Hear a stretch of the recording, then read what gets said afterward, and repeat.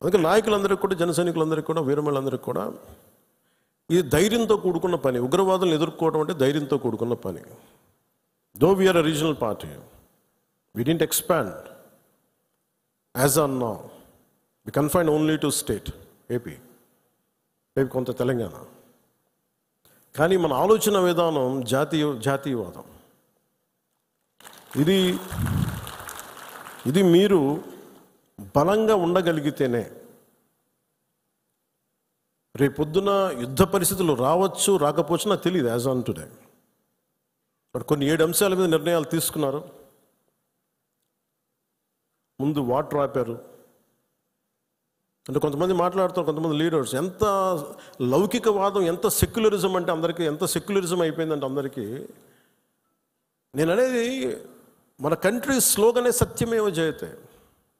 Unlike America, in God we trust అంట.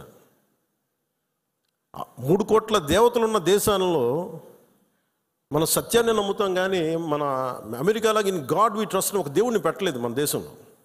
We are beyond religion, we are beyond God. Truth is eternal. సత్యం అంటే ఏంటి? ఒక తప్పుని తప్పుగా చెప్పడం, ఒప్పుని ఒప్పుగా చెప్పడం. If I make a mistake, I'll say admitted it's a mistake. Constant కరెక్షన్లో ఉండాలి. ఎటర్నల్ ట్రూత్ అది. అలా కాకుండా ఇంత 26 మంది చనిపోతే మత ప్రాతిపాదికన చంపినా కానీ మన సెక్యులర్ వాదులు, సో కాల్డ్ సూడో సెక్యులరిస్ట్, వాళ్ళు ఏం మాట్లాడుతున్నారు? మతవాడికి చంపలేదంటారు. చనిపోయిన మధుసూదన్ గారి భార్య, అందరూ వాళ్ళ అబద్ధాలు చెప్తారు. వాళ్ళు పాకిస్తాన్ని ప్రేమిస్తా అంటారు. వీళ్ళందరూ ఇక్కడ భారతదేశంలో కూర్చొని మీరు పాకిస్తాన్ని ప్రేమిస్తుంటారు. మొన్న కొంతమంది నాయకులు డిబేట్లో మాట్లాడుతుంటే చూస్తున్నాను. మీరు పాకిస్తాన్ అంత ప్రేమిస్తే దయచేసి పాకిస్తాన్కి వెళ్ళిపోండి. ఇక్కడ ఎందుకు? పాకిస్తాన్ మీద మీకు అంత ప్రేమే ఉంటే ఇది మాట్లాడుతున్న పని ఏదైనా వీళ్ళందరూ కూర్చొని కాంగ్రెస్ నాయకులు వీళ్ళందరూ, కొంతమంది ఎమ్మెల్సీలు కూడా ఉన్నట్టుగా అనిపించింది నాకు చూస్తుంటే. ముఖ్యంగా సౌత్ నుంచి ఉన్నారు కొంతమంది సీనియర్ కాంగ్రెస్ నాయకులేం. కాంగ్రెస్లోనే విభేదం ఉంది. మేము వెళ్ళిపోతే మీరు పాకిస్తాన్ని, మీరు భారతదేశంలో దాడి జరిగినప్పుడు భారతదేశానికి నిలబడాలి తప్ప పాకిస్తాన్కి నిలబడతాం మీరు సెక్యులరిజం అంటే అది ఏ ససేమిరా ఎవరు ఒప్పుకోరు. ఇక్కడ ఆ బలం మనం చూపించాలి. మనం ప్రాణాలు పోతే తిరిగి వస్తాయా?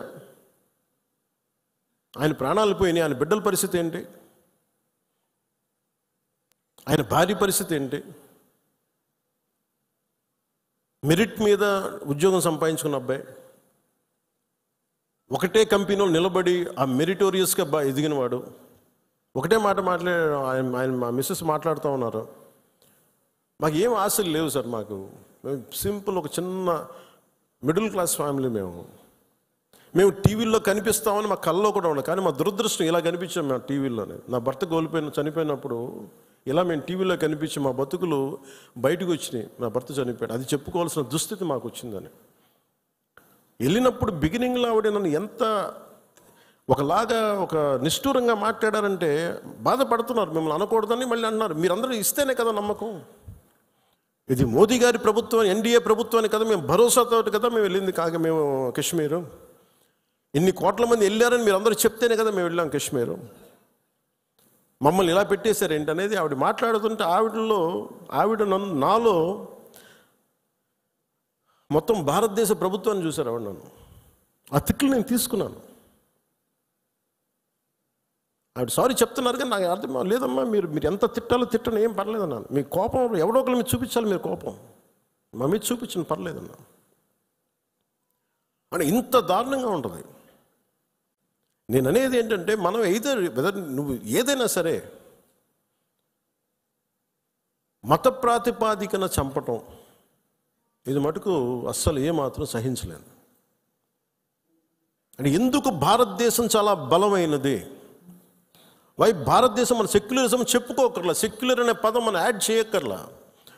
సెక్యులర్ పదం అని యాడ్ చేయకముందు 70s వీఆర్ సెక్యులర్.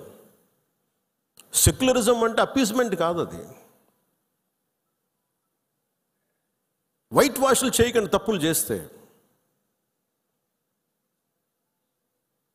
సర్ తన్ సే జుదా అని చెప్పి అంటే అట్లాగే తుపాకులతో సర్ తన్ సే జుదా చేశారు వాళ్ళు, ఉగ్రవాదులు. తల లేదు,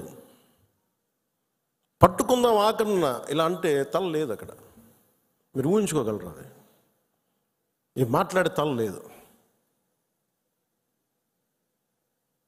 ఇంత క్రూరంగా చంపేశారు. ఎంత సహనం చూపిస్తాం? తప్పు జరిగినప్పుడు తప్పని చెప్తాం. పాకిస్తాన్కి మనకి ఏంటి తేడా? జిన్నా విడిపోయినప్పుడు మేము పాకిస్తాన్లో అందరినీ సమానంగా ఆదరిస్తామని చెప్పారు. హిందువులు ఎల్లక్కర్లేదు, ఆదరిస్తామని చెప్పారు.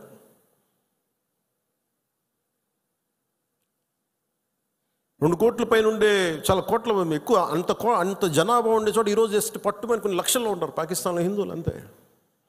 బట్ వేరస్ మన దేశంలో, పాకిస్తాన్లో ఎంత జనాభా ఉందో ముస్లిం జనాభా అంత జనాభా ఇక్కడ ఉంది. That's what India is. అంటే మనం నిజంగా ఈ సోకాల్డ్ సూడో సెక్యులర్ వాదులు చెప్పిన విధానంగానే అయితే నిజంగా అసలు ఇంతమంది ముస్లిం పాపులేషన్ ఉంటుందా? ఇంత వివక్ష చూపించే దేశం అయితే, హిందువులే నిజంగా వివక్ష చూపించే దేశమే అయితే ఇన్ని లక్షల మంది ఉండగలరా? అసలు ఇన్ని కోట్లాది మంది జనం ఉండగలరా? పాకిస్తాన్లో ఎంత ముస్లిం జనాభా ఉందో భారతదేశంలో అంతే ముస్లిం జనాభా ఉందో. దాదాపు అంత వివక్ష హిందువులకి ఎందుకు ఉంటుంది? హిందూస్ అక్కడెక్కడ కొంతమంది నాయకులు ఉన్నారేమో, మనకు తెలీదు. సంఘటనలు జరుగుతూ ఉంటాయి. మొన్నటికి మొన్న బంగ్లాదేశ్లో హిందువుల మీద దాడులు జరుగుతూ ఉన్నారు, విగ్రహాలు కాల్చేస్తూ ఉన్నారు, దుర్గాదేవి ఆలయాలు కాల్చేస్తూ ఉన్నారు. నేను మాట్లాడుతున్నప్పుడు మనకెందుకు సార్ అంటారు, అక్కడి నుంచి శరణార్థులు వచ్చేస్తారు, అప్పుడు ఇక్కడికే వస్తారు. దేశం మొత్తం అప్పుడు మన స్థానికులకు ఉద్యోగాలు పోతాయి. అప్పుడు మీకు ఓకేనా అన్న? ఆ దేశం బాగుంటేనే మనం ఇక్కడ ఉద్యోగాలు మన వాళ్ళకి ఇవ్వగలం. రెండు రాష్ట్రాల మధ్య కూడా, తెలంగాణ కానీ ఆంధ్ర కానీ, ఇక్కడి నుంచి మీరు వచ్చేస్తే మా ఉద్యోగాలు పోతున్నాయనే కదా సెపరేట్ స్టేట్ అయింది. అలాంటిది ఎక్కడ నుంచో శరణార్థులు వాళ్ళ యుద్ధ పరిస్థితులు వాళ్ళ వాతావరణ పరిస్థితులు బాగలేక మనకు వచ్చేస్తే అది మనకు అదనపు భారం, అది దేశానికి కూడా. అంతేగాని దీంట్లో మన దీంట్లో వివక్ష ఏమి ఉండదు. It's a practicality. Why this country can't afford too much of migration. Already ఇన్ని కోట్ల మంది జనాభా, వీళ్ళకి ఉద్యోగ అవకాశాలు, వీళ్ళకి ఉపాధి అవకాశాలు, వీళ్ళకి విద్యా అవకాశాలు, వీళ్ళకి గృహ అవసరాలు ఇవ్వడమే కష్టం, తపన పడాలి. అలాంటిది ఇంకా అదనంగా ఎక్కడి నుంచో వచ్చేసి వేరే దేశాల నుంచి ఎక్కడ తీసుకుంటాం? అది ప్రపంచం అంతా ఇదే సమస్య ఉంది.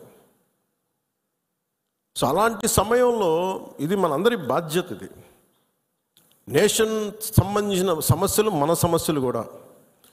మనం ఎక్కడో కావల్లో కూర్చున్నాం, లేదంటే నెల్లూరులో కూర్చున్నాం, సూలూరుపేటలో కూర్చున్నాం, బిట్రగుంటలో కూర్చున్నాం, లేదంటే ఎక్కడ కూర్చొని మారుమూల గోదావరి జిల్లాలో కూర్చొని కుదరదు. దీని ఇంపాక్ట్ మొత్తం మీద ఉంటుంది. ఇది మనందరి బాధ్యత. ఇది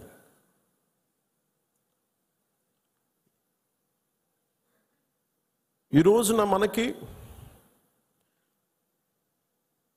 ఒక వాస్తవాన్ని వాస్తవంగా మాట్లాడటం తెలుసుకుందాం. నేను చాలాసార్లు ముస్లిం సమాజానికి కూడా చాలాసార్లు చెప్పాను. నేను ఎందుకు ఇంత మాట్లాడాల్సి వస్తుంది, ముస్లిం, క్రిస్టియన్, హిందువుని ఎందుకు మాట్లాడాల్సి వస్తుందంటే, హిందువులకు ఉన్నది ఒకటే దేశం, ఇంక వేరే దేశం లేదు.